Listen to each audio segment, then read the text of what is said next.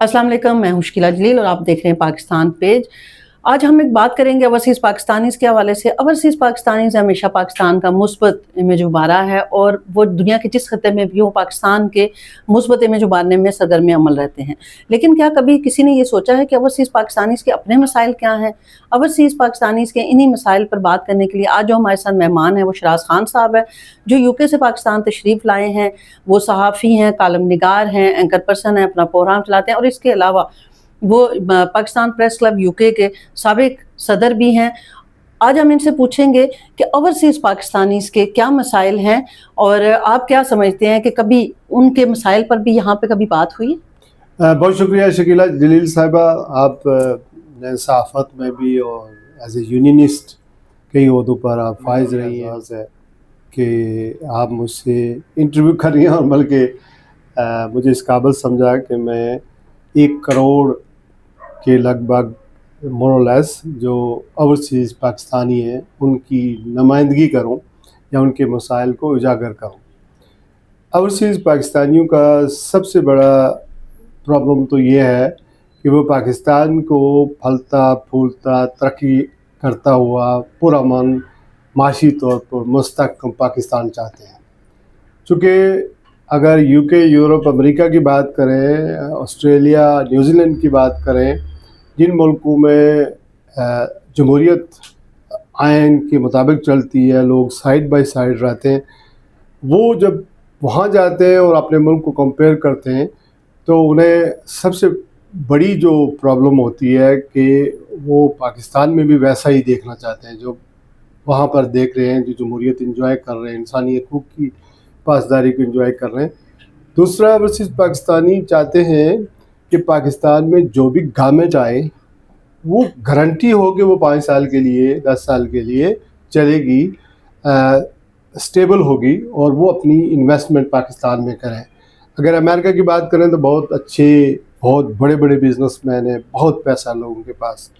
Europe کی بات کریں، UK کی بات کریں تو وہاں پر ان لوگوں نے بہت پروگریس کیا ہے، اور وہ پاکستان کی یعنی ایک طرح کی وہ کیا کہتے ہیں، وینٹیلیٹر پر، خواجہ آصف صاحب کہتے تھے وینٹیلیٹر پر لگی ہوئی معیشت کو آکسیجن مہیا کر سکتے ہیں، اس کو چلا سکتے ہیں۔ لیکن یہاں پر چونکہ خطرہ یہ رہتا ہے، جو بھی حکومت آتی ہے خطرہ یہ رہتا ہے کہ نہ جانے کب حکومت تبدیل ہو جائے گی، حالات کس طرح کے ہوں گے، ہماری جو سرمایہ کاری ہے وہ ڈوب جائے گی۔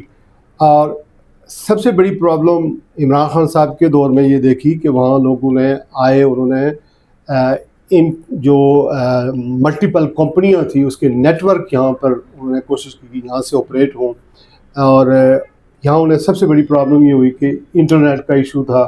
انٹرنیٹ یعنی باہر کے ملکوں کے برابر نہیں تھا۔ پھر انہوں نے اسلام آباد میں، پھر بحریہ میں کوشش کی، بہت سارے لوگ یہاں سروائیو کرتے۔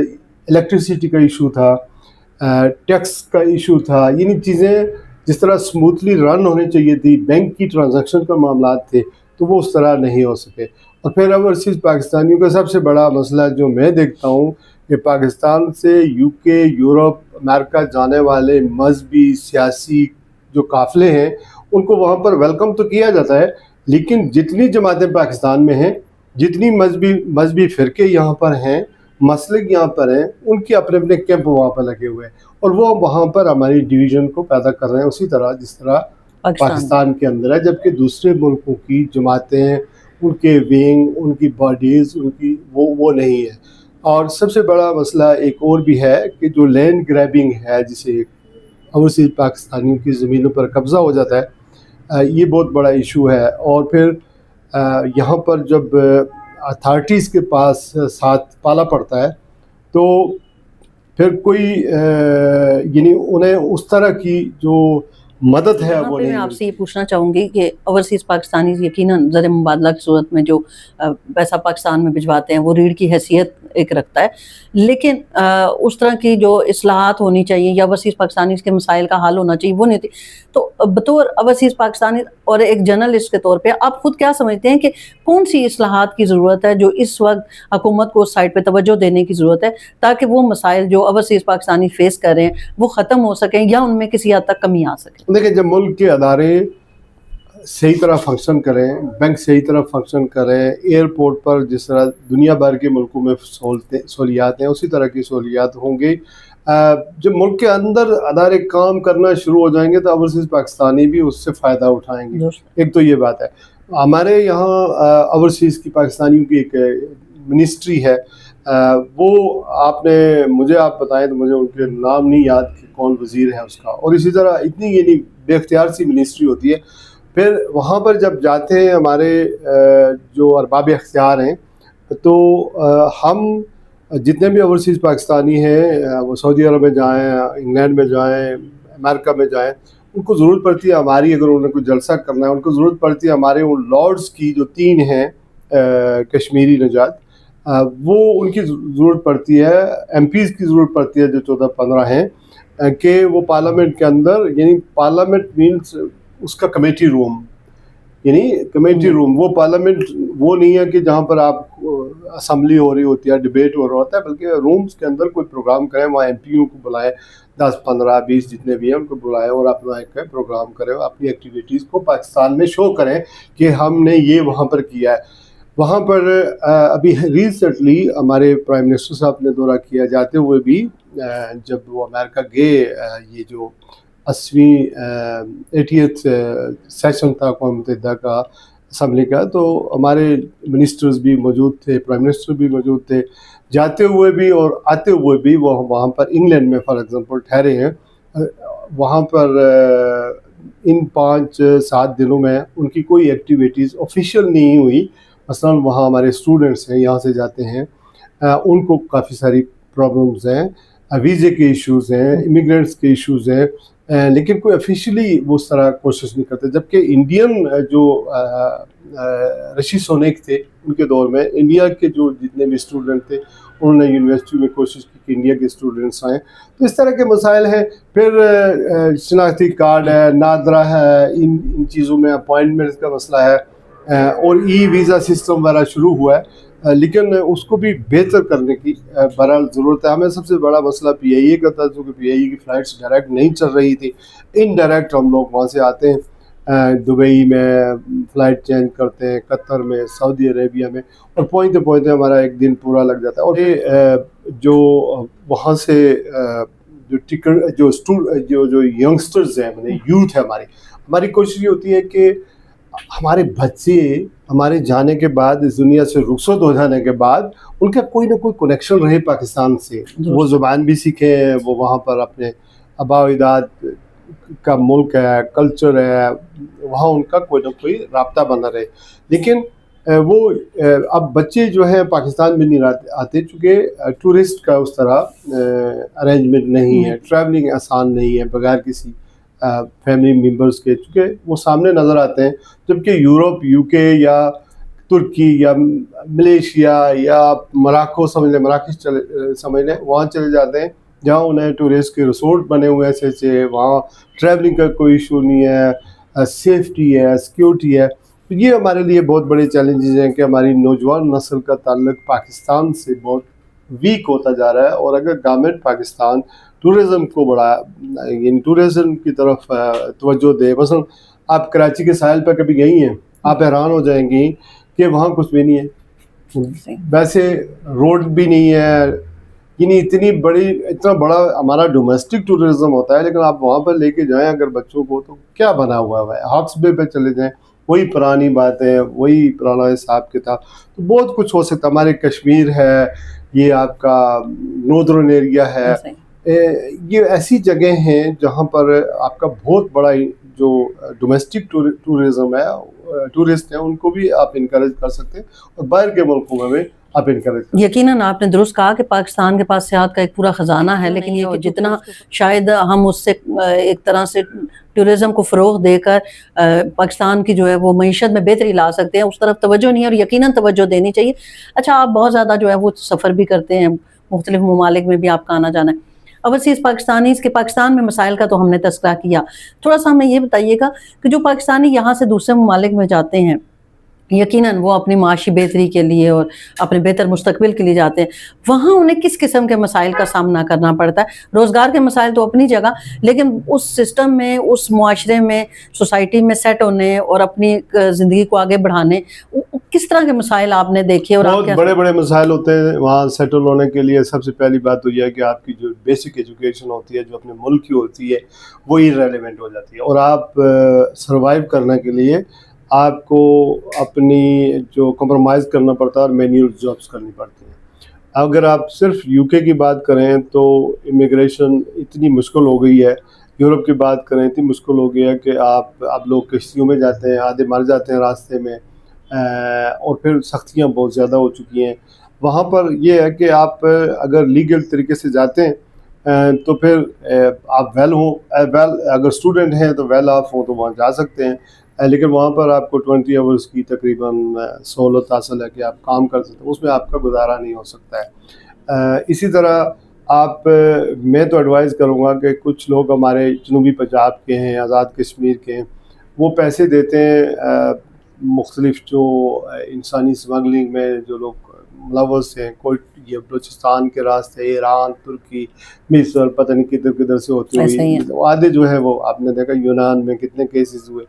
اب وہاں پر ہمارے خلاف, امیگرینٹس کے خلاف, نہ صرف UK میں بلکہ یہاں تقریباً 1.5 لاکھ لوگوں نے ریسنٹلی مظاہرہ کیا ہے جو تارکین وطن کے خلاف تھا, جو انلیگل تارکین وطن تھا, تارکین وطن ہے. تو اس حوالے سے میں تو یہی سمجھتا ہوں کہ کوشش تو برابر کرنی چاہیے. کوئی بھی آدمی, کوئی بھی شخص اپنا ملک اپنی مرضی سے نہیں چھوڑتا, کیونکہ اس کی اپنی ایک اپ برنگنگ ہوتی ہے, جس نظام میں وہ ہے اس میں وہ یوزڈ ہوتا ہے. لیکن جب ایسی جگہوں پہ چلا جاتا ہے تو اس کو کمپرومائز کرنا پڑتا ہے, کھانا خود بنانا پڑتا ہے, اور رات دن وہاں, چونکہ یہاں پر کام کا بھی ایک یہاں پر کافی مزاج ڈفرینٹ ہے. وہاں پر لاز اپلائی ہوتے ہیں, جو آپ کا امپلائر ہے وہ آپ کا رائٹ نہیں رکھے گا, لیکن وہ آپ سے ایکسپیکٹ کرے گا کہ آپ ایز اے امپلائی کم از کم اس کی ریکوائرمنٹ پہ پورا اتریں اور 100% رزلٹ دیں, جس کے لیے وہ پیسے آپ کو دے رہا ہے. یہ ہر چیز پڑھی لکھی ہوتی ہے. تو ہمارے وہاں پر مسائل یہ ہیں کہ جتنے بھی یعنی 12 پاؤنڈ UK کی بات کریں تو 12 پاؤنڈ 50 پینی پر آور ورک کے آپ کو ملتے ہیں, لیکن ہمارے جو پاکستانی امپلائرز ہیں وہ اپنے ہی بھائیوں کو جب جاب دیتے ہیں تو وہ 5-6 پاؤنڈ گھنٹہ دیتے ہیں, وہ آدھے پیسے تو وہ خود رکھ لیتے ہیں. تو یہ کرپشن کا سسٹم وہ بھی ہمارے یہاں چلتا ہے. پر اوورآل میں آپ کو یہ بتاؤں کہ اپنے ملک کے حالات اگر ہمارے اچھے ہوں, آبادی پہ کنٹرول ہو, یہاں پر بھی پیداوار ہو سکتی ہے. ہماری اکانومی کنزیومر اکانومی ہے, یعنی پروڈکٹیو نہیں ہے. ہم کوئی پیسے یعنی مینوفیکچرنگ نہیں ہے. جس سے مینوفیکچرنگ نہ ہو تو آپ کا جو جابز ہیں اس طرح لوگوں کو نہیں مل سکتی. تو اس وجہ سے آبادی پر ہمارا کوئی کنٹرول نہیں ہے. ہماری جو صنعتیں ہیں اس طرح فنکشن نہیں کر رہی ہیں. یہ جب تک سیاسی استحکام نہیں ہوگا اور جب تک ہم آگے میرے خیال میں نہیں بڑھ سکتے, اور یہ ہمارے پرابلم جو ہے اسی طرح رہیں گے. اچھا, ایک آخری سوال, اور وہ آپ چونکہ بطور صحافی بہت عرصے سے جو اپنی خدمات سے انجام دے رہے ہیں, پاکستان میں پرنٹ میڈیا ختم ہو گیا, الیکٹرانک بھی جو ہے وہ آہستہ آہستہ زوال پذیر ہے, اور لوگوں کا اعتماد بھی اتنا نہیں ہے. ڈیجیٹل میڈیا کا دور آ رہا ہے, تو کیا جو پاکستان میں سچویشن ہے کہ یہاں پہ سوشل میڈیا کا بہت زیادہ فروغ ہو گیا ہے, ڈیجیٹل میڈیا کی طرف لوگ جا رہے ہیں, لیکن اس میں چونکہ وہ فیک نیوز کا بہت ایشو آ گیا ہے, مس انفارمیشن, ڈس انفارمیشن بہت زیادہ ہے, تو UK اگر یہاں کا قابلی جائزہ لیا جائے تو آپ کیا سمجھتے ہیں کہ وہاں پہ بھی اسی طرح کی سچویشن ہے, یا پاکستان میں کسی اور طرح کی اور وہاں پہ کچھ اور ہے؟ میرے خیال میں سملر ہے, چونکہ گڈ اینڈ بیڈ. اس کے یہ میرا ایک ابھی حال ہی میں کالم آیا ہے کہ سوشل میڈیا کے فوائد یا فتنوں کا دور, بیسیکلی یہ دونوں چیزیں پیرل چل رہی ہیں, لیکن اس کو بہت زیادہ ڈیمیج کیا ہے. یعنی جو کنٹرول میڈیا ہوتا تھا جس پر حکومتیں ریلائی کرتی تھی, وہ دور ختم ہو گیا ہے. اور آپ نے ٹھیک ہی کہا ہے, لیکن یہ بھی میں آپ کو خبر دے دوں کہ پاکستان کی جو اخباریں ہیں, خاص کر کے پنجاب کی اخباریں جتنی بھی ہیں, ان کو زیادہ ریونیو مل رہا ہے موجودہ حکومت سے بنسبت TV اسٹیشن کے یا TV چینلز کے. ہاں لیکن وہ ورکر تک نہیں جا رہا اس طرح. وہ ہاں لیکن وہ یہ پڑھ سب سے نہیں رہے بڑا لوگ, یہ سب سے بڑا اشتہار پر اور میڈیا ہاؤسز کو مل رہے ہیں, اخبار مالکان کو مل رہے ہیں اشتہار. تو وہاں بھی اخبار پڑھنے کا جو رجحان ہے وہ ختم ہو گیا, چونکہ آپ کے پاس ایک موبائل فون ہے, اس کے اندر ہر چیز موجود ہے. اور ابھی آپ نے آزاد کشمیر کے ریسنٹ 29 سپٹمبر کو جو ہڑتال تھی, مین اسٹریٹ نے بلیک آؤٹ کیا ہوا تھا, کمیونیکیشن کے سارے ذرائع ختم تھے. لیکن آپ دیکھیں کہ ہر جگہ کی خبریں ہم نے سوشل میڈیا پر منٹوں میں امریکہ یورپ ہر جگہ مانیٹر کر لی, دیکھ لی کہ کیا ہو رہا ہے. ایون دین کمیونیکیشن تو بالکل بند تھی, لیکن وہاں انوالو ہو گئے, MP انوالو ہو گئے, کامن ویلتھ کنٹریز کو خط لکھا گیا کہ آزاد کشمیر میں یہ کیا ہو رہا ہے. تو یہ بڑا ہی جو ہے نا وہ مشکل ہے سوشل میڈیا کو کنٹرول کرنا. اور حکومت اگر چاہے بھی تو ٹویٹر بند کر سکتی ہے, یوٹیوب بند کر سکتی ہے, بند رہا ہے کافی عرصہ تک.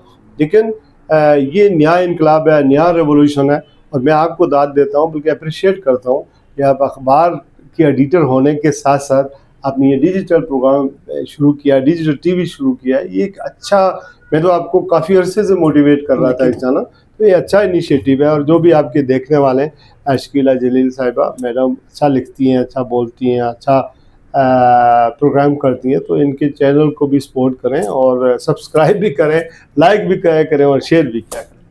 بہت شکریہ شہزاد صاحب, اور بہت شکریہ آپ کا بھی کہ آپ نے اتنا وقت دیا, ہمیں دیکھا, ہمیں سن رہے ہیں آپ. اور جو اوورسیز پاکستانیز کے مسائل ہیں جو آپ نے سنے, اور اس کے لیے حکومت کو کس طریقے سے اصلاحات کرنی چاہیے وہ بھی تجاویز آئیں, تو ہم یہی کہیں گے کہ دنیا تبدیل ہو رہی ہے, ہمیں تبدیل ہونے کی ضرورت ہے. وقت کے ساتھ ساتھ جو تبدیل ہو جاتے ہیں وہ وقت کے ساتھ چلتے ہیں, ورنہ وقت جو ہے وہ گزر جاتا ہے, وقت کسی کا انتظار نہیں کرتا. بہت شکریہ, ملتے ہیں. Thank you.